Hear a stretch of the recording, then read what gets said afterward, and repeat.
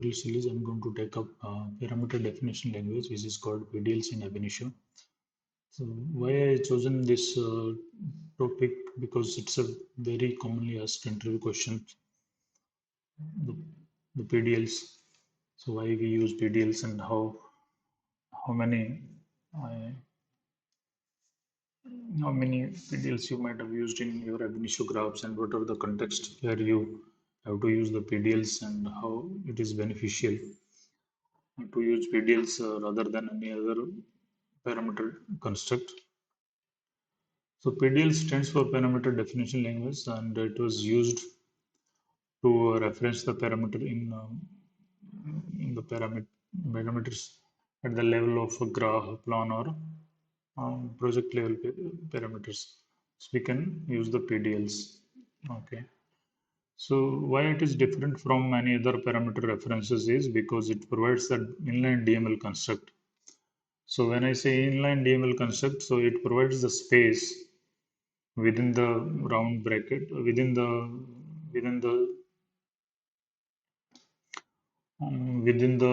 square bracket is dollar square bracket.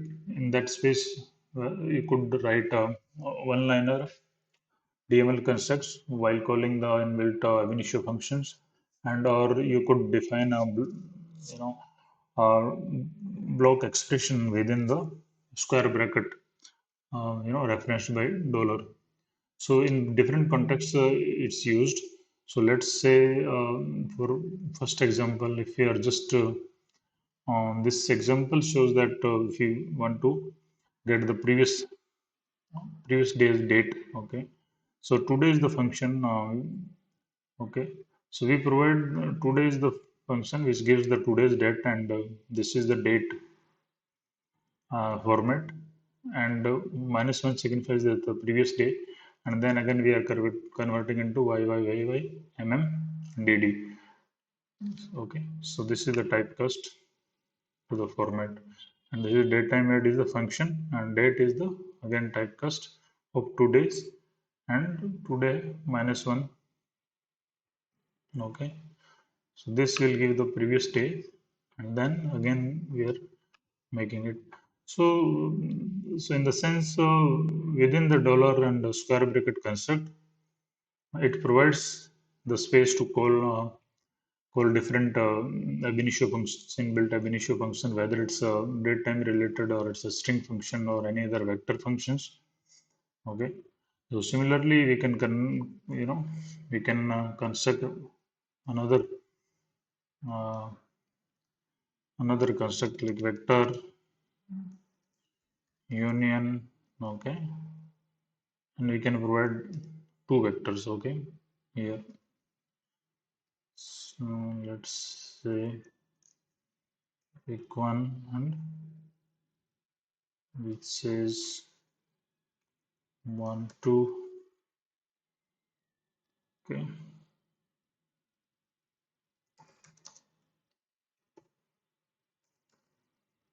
and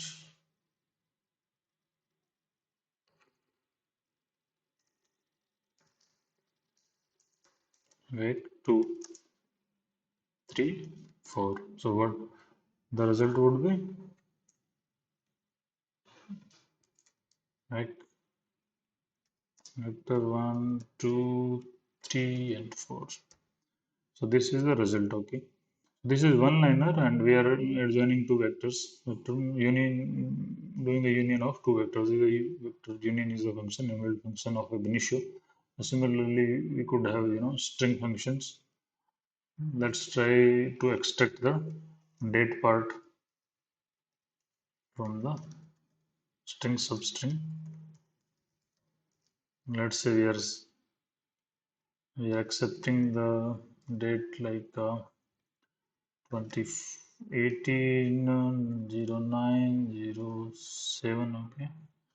You can say that we want to accept the date part only, so this should give us the 2018 as a result. Okay, so many times we need this. So these are a small one-liner construct. And we'll take another example wherein we are defining the PDL within the block expression. Now, within the block expression, when I say within the begin and end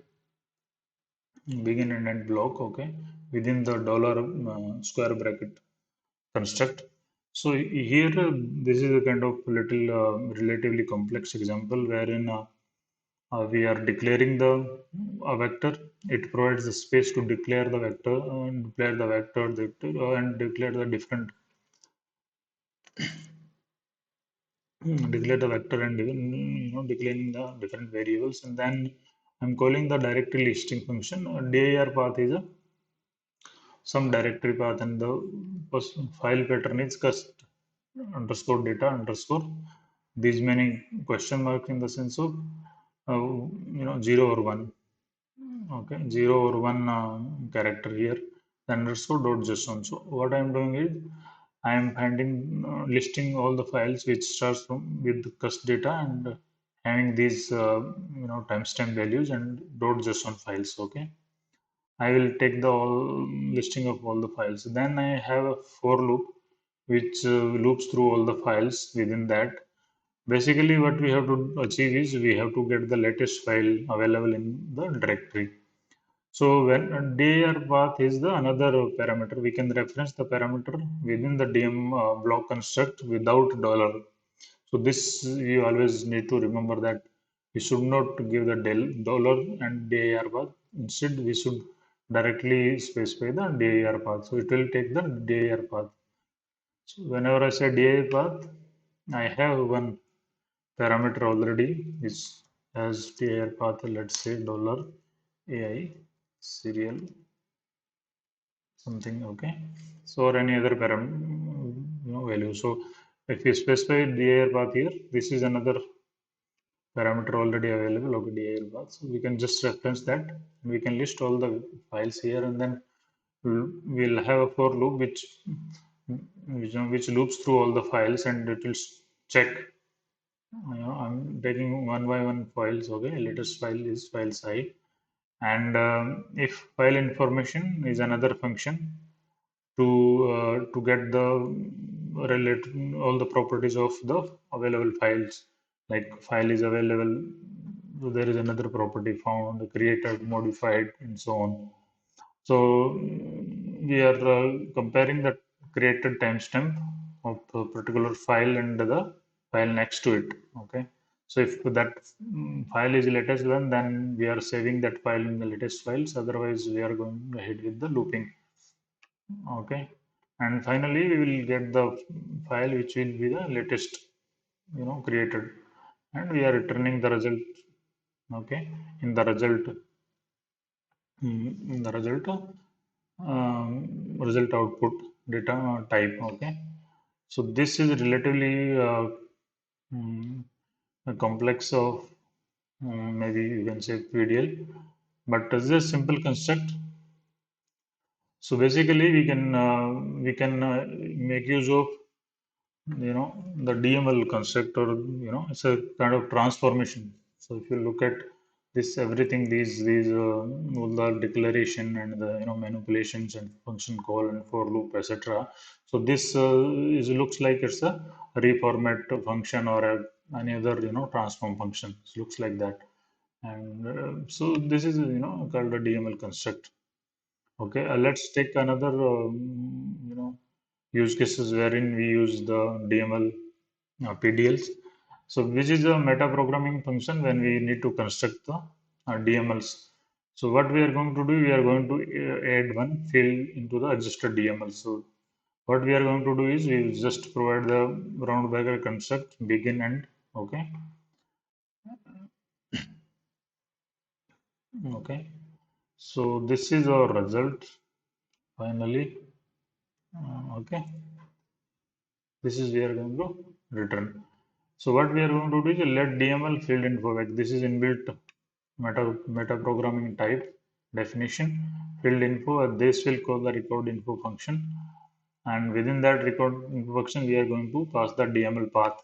This is the DML path. Read type is the read type will read the type. Okay, So which type is this? So it should be DML type. It's going to say that it's a DML type, and if that DML type go accepted by record info, and it will give the vector of field information. Okay, all the field information available in the DML. So then we are creating another vector, which is called a new field, DML field info vec, new field vector make field. Make field is another DML metaprogramming function which creates the fields. So this newly added field is the name of the field, and this is a string type. Okay, any other default properties we are not specifying, so they are taken as a defaults. Okay, and then we are so field info plus a new field. So we are concatenating and making a different, you know, record and end. We are creating a different DML, okay, altogether. So what is going to happen is it will give the record, and so all other fields which are available in the existing existing fields, and the new field at after that. Here new field. Okay, so this is the result of it. Okay, similarly there by using the different metaprograms available, we can use the other complex DMLs, you know, dynamically using the PDL. Okay, and one other example is how to construct the dynamically construct the XFR function, you know, transform function. So what we are going to do, we using the DML, input DML, okay, and we are taking this input DML, we are calling the same function record info, and we are collecting all the fields in the type vec, okay, and we are constructing the make transform. We are constructing the create function which will have a argument as make argument is another meta programming function. It will be accepting one argument, and we are taking integer I, and then we are looping through the all the fields within the type vect, so one by one using for loop from I starting from 0 to length of this type vec. Okay, and we are adding the rules. Add rule is another meta programming function, so, and we are constructing the new XFR. Then add rule new XFR out dot type dot vec name and type vec dot name. So this is the out dot x, okay, and out dot equal to out dot x. So what we are going to receive finally is we will have, you know, after this everything, if I do, okay, let's say PDL finished like this, then we will have out create data. So what is the argument is index, then here, then begin, and then let's say we have field f1, f2, f3, out dot f1 equals to in dot f1, out dot f2 equals to in dot 2, out dot f3 equals to in dot f3.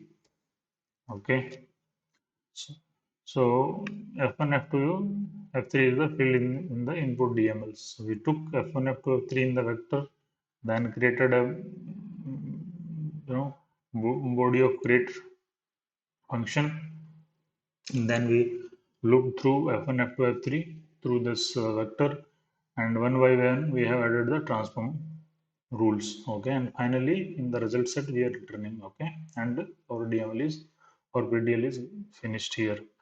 So this is the fourth context wherein we use the PDL. So first is the one-liner DML where we use the ab initio built-in function and just provide the construct in dollar round bracket construct. So there are different places, and then again we have block, a little relatively complex expression, a block expression wherein we can declare the types, we can manipulate the types, and we can have, you know, transform function like construct, and we can finally create the result set, and we can do the output into the result. And the third place is wherein we have to manipulate the DML. We need to construct the new DML. Probably we need to add the fields in the DML. So this comes under metaprogramming and the dynamic DML generation part. And finally, and fourth is context, wherein we have to dynamically generate the transform altogether. So we need to alter the transformation, and we could reference this PDL into within our graph, and dynamically it will be generated at whenever the parameter evaluation happen, whenever the graph runs. Okay, so this is about the PDL part in Ab initio. Thank you so much.